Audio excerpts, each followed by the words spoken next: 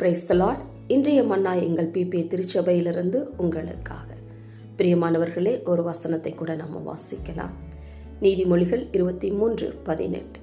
நிச்சயமாகவே முடிவு உண்டு, உன் நம்பிக்கை வீண் போகாது என்று இங்கே நாம் பார்க்கிறோம்.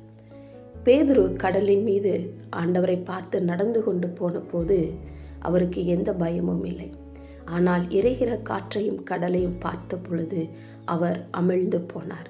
அந்த நேரத்தில் ஆண்டவரே என்னை ரட்சியும் என்று கூப்பிட்ட பொழுது, அற்ப விசுவாசியை ஏன் சந்தேகப்பட்டாய் என்றார்.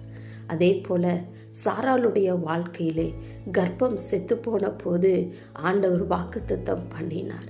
ஆனால் நம்பிக்கை இல்லாத அந்த சூழ்நிலை, அந்த நம்பிக்கையின்மையிலே சாராள் மூழ்கி கொண்டிருந்த பொழுது கர்த்தர் அந்த இடத்துல அவளை விசுவாசத்தை வர்த்திக்க பண்ணி அவளுக்கு அங்கே புத்திர சந்தானத்தை கொடுக்கிறார்.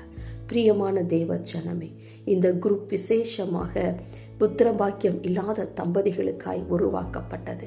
இதை கேட்டுக்கொண்டிருக்கிற அன்பான சகோதரனை சகோதரியே, கர்த்தர் நம்மளுடைய சூழ்நிலையை வைத்து நமக்கு முடிவை கொடுக்கிற தேவன் அல்ல. நம்மளுடைய நம்பிக்கையை வைத்துதான் அவர் நமக்கு முடிவை கொடுக்கிற தேவனாய் இருக்கிறார். ஒரு நாளும் சோர்ந்து போக வேண்டாம். நம்முடைய நம்பிக்கையை அவர் கனப்படுத்துகிற தேவனாய் இருக்கிறார்.